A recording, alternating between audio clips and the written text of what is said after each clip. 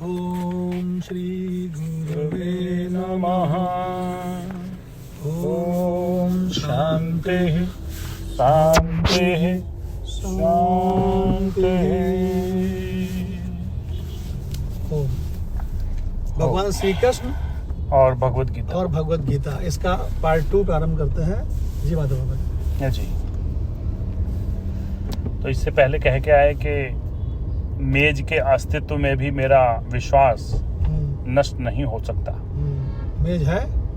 इस प्रकार इन महापुरुषों की अपनी आदर्श, अपने जीवन और सर्वोपरि स्वयं अपने में अटल श्रद्धा होती है।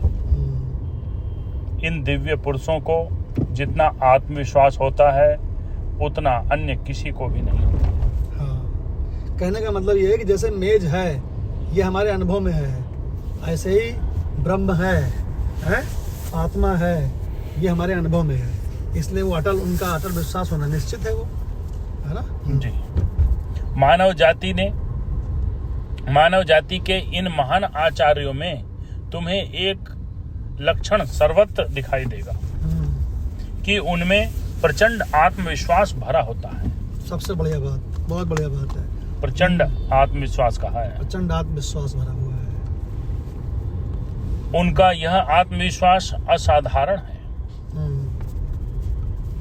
इसलिए हम उसे पूर्णतया नहीं समझ सकते। यस।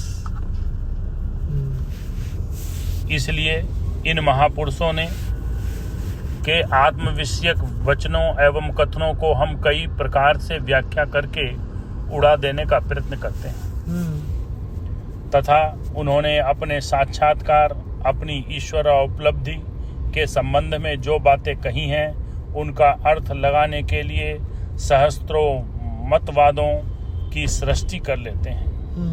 हम अपने विषय में उन महापुरुषों के समान नहीं सोच सकते और इसलिए स्वभावतः हम उन्हें समझ भी नहीं पाते। इन महापुरुषों के मुख से शब्द निकलते हैं जो सारे विश्व को विवश होकर सुनना पड़ता है। जब वे बोलते हैं तो एक एक शब्द सीधे हृदय में प्रवेश करता है। वह बम के समान फूट पड़ता है और सुनने वाले पर अपना असीम प्रभाव जमा लेता है। नीरी वाणी में क्या है? निरी वाणी में क्या है यदि वाणी के पीछे वक्ता की प्रचंड शक्ति न हो? बहुत सुंदर, बहुत बढ़िया लाइन है कि निरी वाणी में क्या है? वाणी तो कुछ नहीं है अगर उसके पीछे वक्ता की प्रचंड शक्ति न हो, है ना। तुम किस भाषा में बोलते हो, किस प्रकार की भाषा का शब्द विन्यास करते हो, इससे किसी को क्या मतलब। तुम अच्छी लच्छेदार ओजपूर्ण भाषा का प्रयोग करते हो या व्याकरण सम्मत भाषा बोलते हो, अथवा तुम्हारी भाषा अलंकार पूर्ण है या नहीं, इससे भी किसी को क्या प्रयोजन। प्रश्न तो है तुम्हारे पास लोगों को देने के लिए कुछ है या नहीं।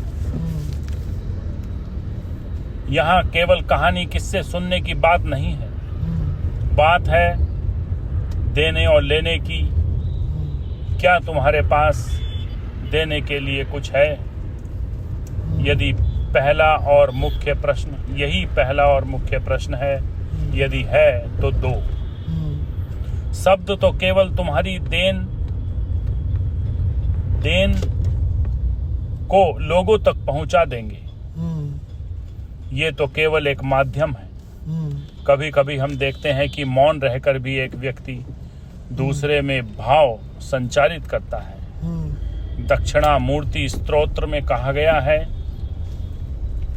चित्रम वटतरोन्मूले वृद्धा शिष्या गुरुयुर्वाह गुरो अस्तु मौनम व्याख्यानम शिष्यस्तु छिद्र संशया। आश्चर्य, इस वट वृक्ष के नीचे युवक गुरु एवं वृद्ध शिष्य आसीन है। मौन ही गुरु का शास्त्र व्याख्यान है और उसी से शिष्यों की शंकाएं नष्ट होती जा रही हैं। अरे वाह वाह वाह, ये इस मंत्र का अर्थ है। हाँ, बहुत सुंदर। बहुत बढ़िया मंत्र है ये। पहुंचे हुए लोग हैं। हाँ, क्या आश्चर्य है। इस वट वृक्ष के नीचे युवक गुरु एवं वृद्ध शिष्य आसीन हैं। मौन ही गुरु का शास्त्र व्याख्यान है और उसी से शिष्यों की शंकाएं नष्ट होती जा रही हैं। इस प्रकार वे कभी शब्दों का प्रयोग किंचित भी नहीं करते, किंतु फिर भी एक व्यक्ति से दूसरे व्यक्ति तक सत्य का संचार करते जाते हैं। क्या बात है। वे देने के लिए आते हैं, वे आदेश देते हैं, ईश्वर के दूत होते हैं।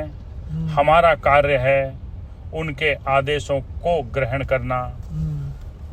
क्या तुम्हें याद नहीं, स्वयं ईसा ने तुम्हारे शास्त्रों में किस अधिकार पूर्ण वाणी से लोगों को आज्ञा दी। अतएव तुम जाओ और दुनिया की सभी जातियों को उन सब पर चलना सिखाओ जिसका आदेश तुम्हें दिया है।